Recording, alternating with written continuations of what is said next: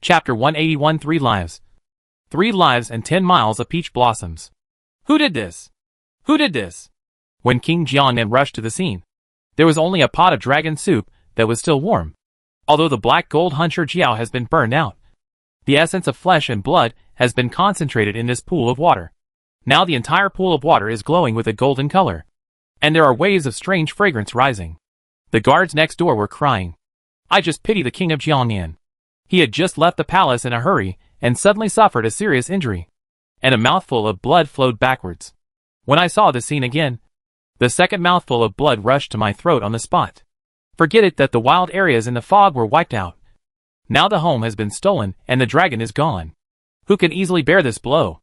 Huizhuge quickly supported King Jiangnan and advised, My lord, take care of yourself. How about a bowl of dragon soup to replenish your health? Puff. After hearing his words, King Jiangnan could no longer hold back the blood and vomited more than 3 feet high. Huizhuge blinked innocently. Fortunately, although King Jiangnan has been deliberately hiding his cultivation level, he does not know where he is. But it is definitely not low, and he will not collapse after spitting out blood.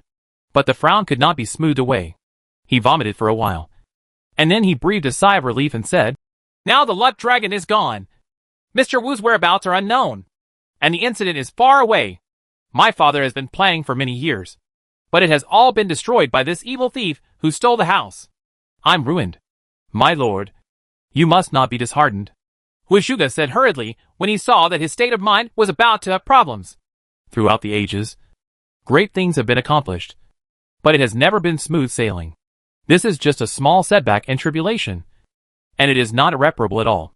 If Mr. Wu is gone, you can look for it. If the luck dragon fails, you can refine it again.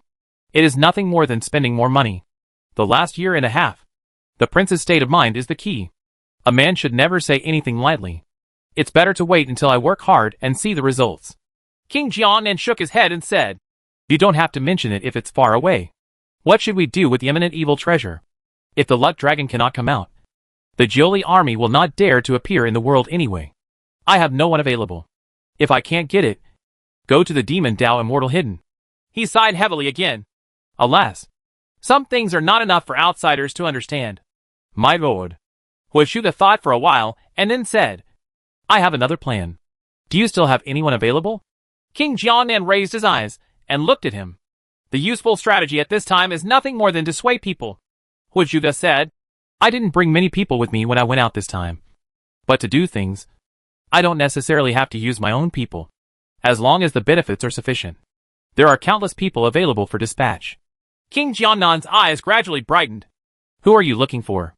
Huizhuge had a mysterious smile on his face and said slowly, Does the prince know about Mingyu Township? Of course I know.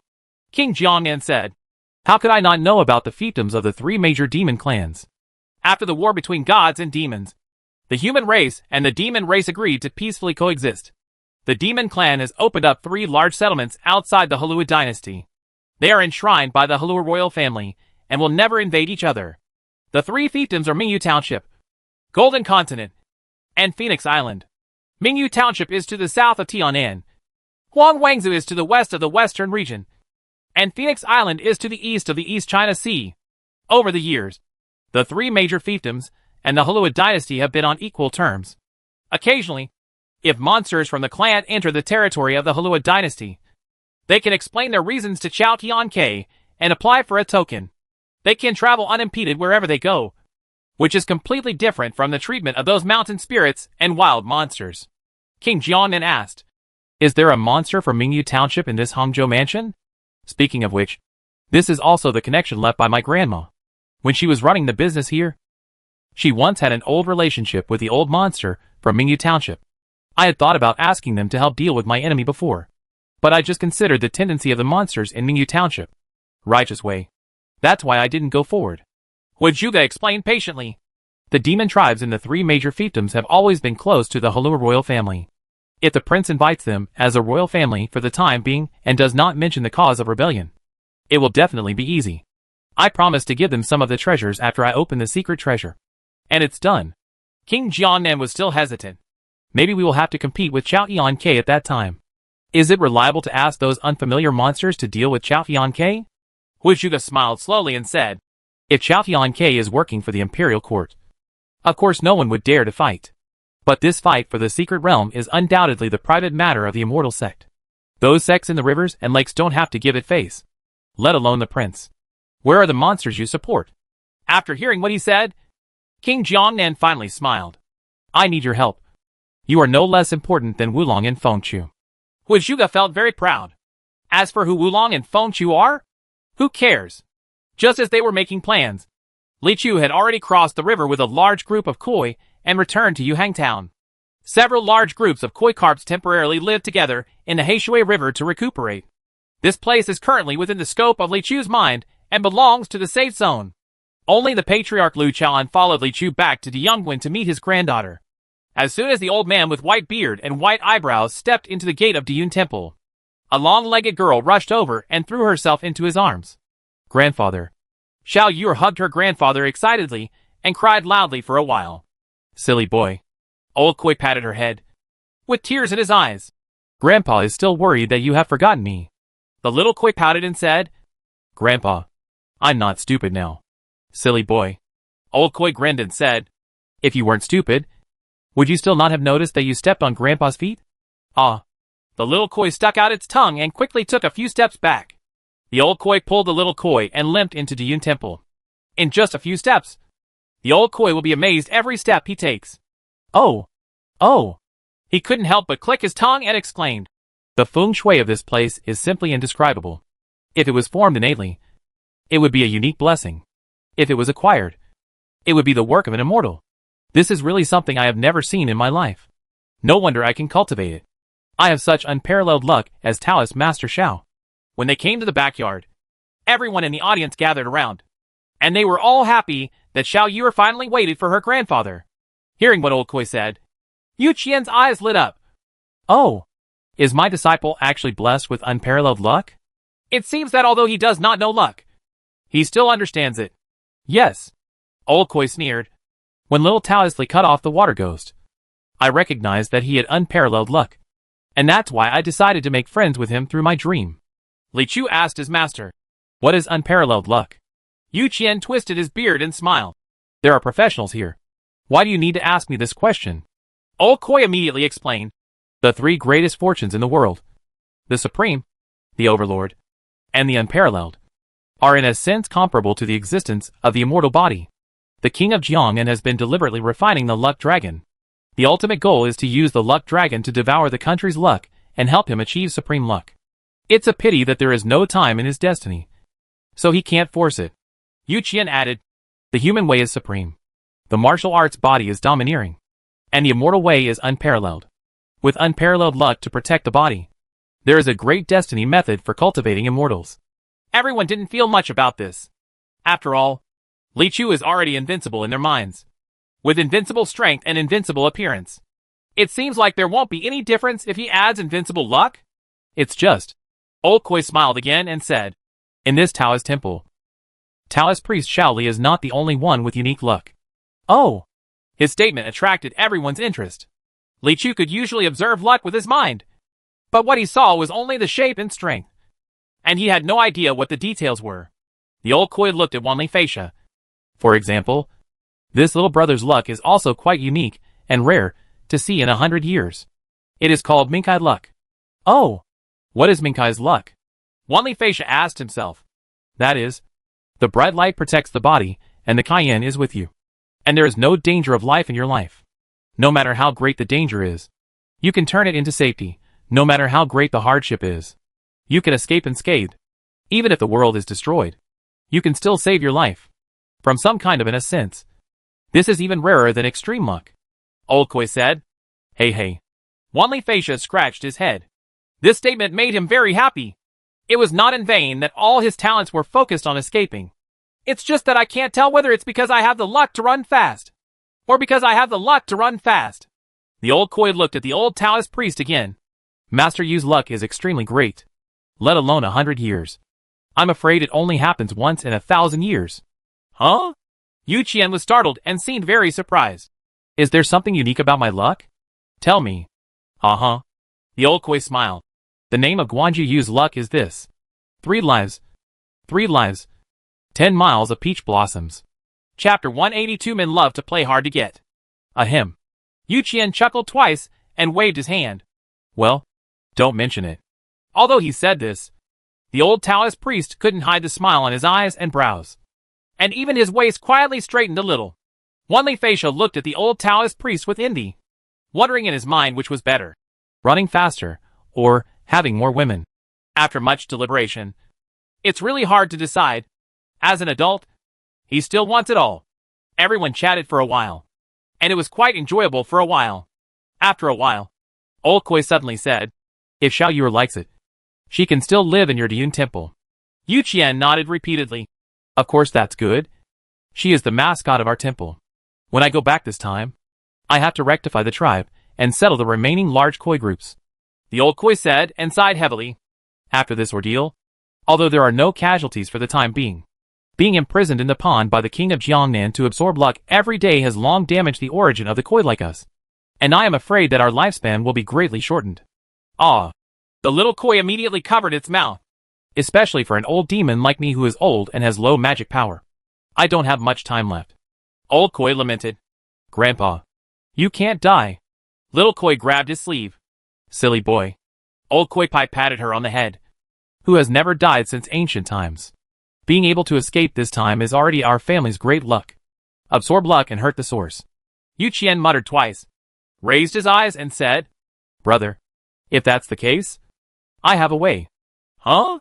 Old Koi immediately looked at him. Master Yu, is there any way to save my people? The origin of luck is very mysterious. I can't say for sure, but it's 80% feasible. Yu Qian twisted his beard and smiled. Have you ever heard of the golden rainbow of luck? Of course I know. The old Koi suddenly seemed a little excited. The golden rainbow of luck is an innate divine object, and it is supreme to us. If we can absorb a wisp, it is enough to repair the damaged origin. But that the golden rainbow of luck has always been an ancient legend, and has not been heard of for many years. That thing is indeed a supreme treasure for those who practice luck. But it is not too rare for others. Back then, a golden rainbow of luck appeared in the Shen ruins, and the disciples of the immortal sect who were present didn't even look down upon it. You takes action to fight for it. After all, in a place like that, every breath is extremely precious. Later, a strange monster took action and collected the golden rainbow of luck. Coincidentally, that person was the Taoist bull rider who had appeared in Hangzhou. After Yu Qian finished speaking leisurely, she looked at Li Chu. Disciple, the flower brush you saw the day before yesterday came from the secret realm of the Taoist riding the bull. Presumably, the golden rainbow of luck should also be among them. I'll find it. Without saying a word, the little Koi stood up with a slap on its thigh. Majestic and high-spirited. Behind her, Li Chu stood up, pressed her shoulders and asked her to sit down again, and said, I'd better go. Of course it's safer for you to go and do the work. The old Taoist priest nodded and smiled. But I'd better take Xiao Yue with me. Maybe it can save a lot of trouble. The little Koi nodded heavily twice, then looked up at Li Chu and patted his plain chest.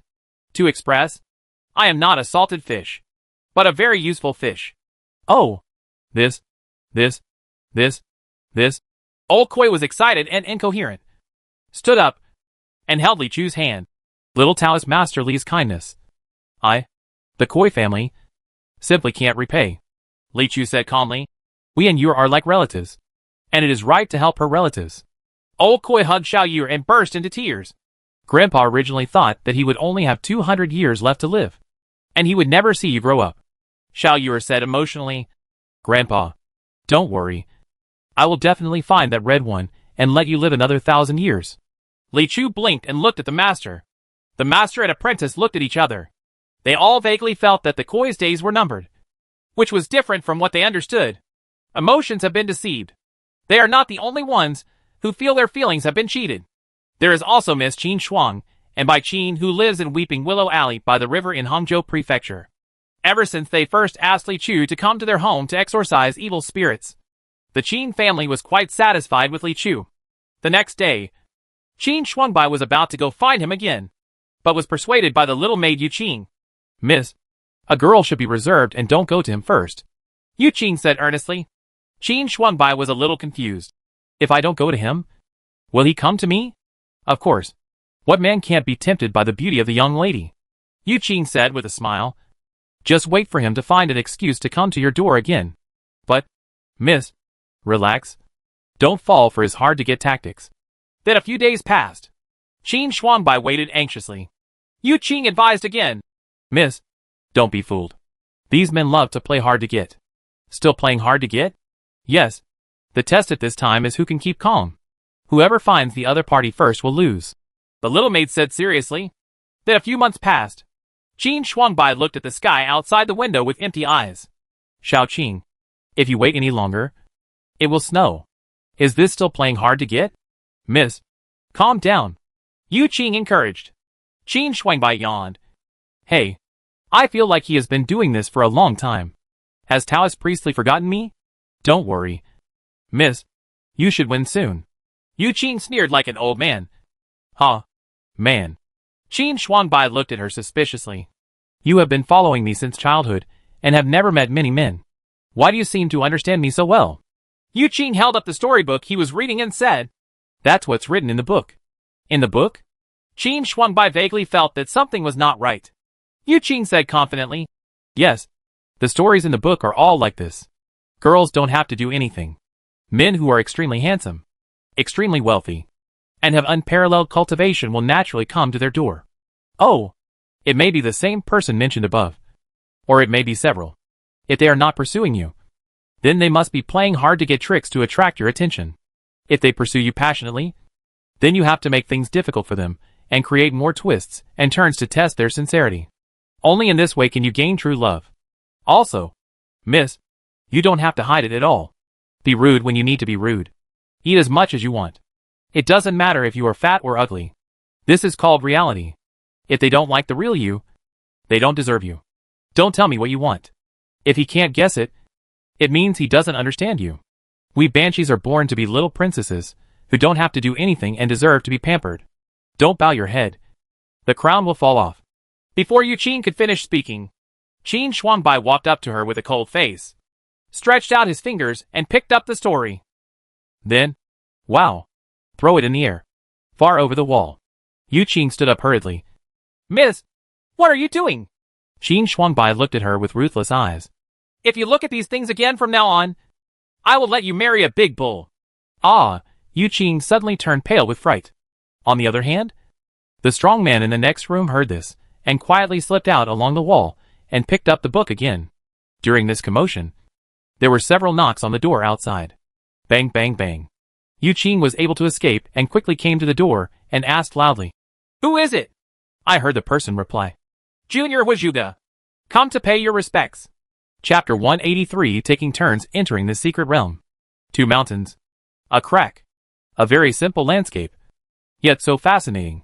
John Looming was dressed in black and stood in front of the crack that was more than 10 feet wide. Suddenly, I saw a white light pouring out from inside the crack, gradually filling it up, and seemed to be about to spread out. John Looming vaguely felt that something in this crack was attracting him. He raised his eyebrows and said loudly, Go and invite Duan Baipao. The secret realm is about to be opened. Behind him, there is Chao Tiankei's minions flying away in the wind. Everyone in Chao Tiankei has been taking turns guarding here for 2 days. A group of experts are guarding the surrounding passes, and no one is allowed to approach Qinyo Mountain. Especially this fisher. In a moment, a line of white clothes fell to the ground. Duan Baipao arrives. When he came here, he did not rush to enter, but used his spiritual consciousness to explore for a while, and found that his spiritual consciousness could not pass through this crack. Many secret realms are like this, and Duan Baipao is not surprised. He then flips his hand and holds a small 3-inch golden toad in his palm. Go! He shouted softly, and the golden toad suddenly opened his eyes, with a gleam of light in his eyes, and it seemed to be alive in an instant. Then he straightened up and transformed into a golden light, flashing past and falling into the crack. After a while, Duan Baipao said, There is no danger inside, but there seems to be more than one level of secret realm. He turned around and ordered, John, leave your name and follow me in. The rest of the people will guard the gap, and no outsiders will be allowed to set foot. Yes. A group of Shuani guards suddenly agreed. After saying this, Duan Baipao took John and left his name, and flew into the crack with 2 whooshing sounds. The white light in the crack is like a wave of water. When the human body is submerged, a ripple will appear, and it will return to calmness after a while. It's just that only those who go and know what secrets are hidden in the water waves. People who enter secret realms to hunt for treasures are always more precious than rich. After all, with more people entering it, the possibility of causing danger will also increase. Back then, there was a lineage in the demon sect. Relying on the strength of their numbers, they often organized thousands of cultivators to mine secret realms together, without any taboos. As a result, after a car overturned, more than 1,000 people in the sect disappeared mysteriously. They reappeared 100 years later, and they all became ghost soldiers in the secret realm. In short, after the two masters entered, the remaining Shwani guards were led by an early-stage dragon transformer and formed an array outside the rift. The opening of such a secret realm, which causes visions of heaven and earth for 3 days and 3 nights, will inevitably attract the covetous attention of other forces in the world. So there will definitely be other cultivators coming. It's just a matter of sooner or later. All of these Shwani guards are at the early stage of Shinha realm or above. They are ready and their momentum is quite strong. Unexpectedly, the challenge came so quickly. Not long after Duan Baipao and the others entered, a pair of strange men wearing strange costumes and bronze masks flew over and were about to rush into the crack. "Hey! Chaotian Tower is here! Stop anyone who comes!" The leader shouted loudly, raised his hand, and several magic weapons blocking the road were knocked out. The pair of weirdos ignored the magic weapon flying from below and suddenly raised their heads. One of them looked up to the sky and smiled. "Ah ha ha ha ha!" The other is crying to the sky. Yeez. The two sounds of crying and laughing were like demonic sounds that penetrated into the minds of everyone in Chaotiank. For a moment, those who heard the laughter felt so happy that they wanted to laugh loudly. Those who heard the crying felt sad and wanted to cry loudly. I could feel great sadness and joy at the same time. The two emotions collided, and my heart was filled with blood and there was a bang. Some people with lower cultivation levels actually vomited out a mouthful of blood. The formation was immediately in chaos. At this moment, the crying-faced man and the smiling-faced man flew into the crack without hesitation at all. "What should I do?" Someone looked at the crack and asked in a low voice. "There is no way. This is a rare master," the leader said loudly. "This kind of person is not something we can stop. Duan Baipao must also have some concerns. But what we have to do is to cheer up. And we must not let him go next. Anyone breaks through." Before I finished speaking, I heard a moo. There is a blue-yellow light shining directly from the distance. And there is a demonic aura. "It's a monster. Get in formation." The leader shouted loudly and flew his sword out of its sheath.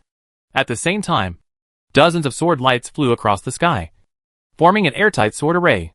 No matter what magical powers the visitor has, there is no way he can pass through it. But when the green light came to the formation, it suddenly rolled around and turned into a huge ox that was tens of feet tall.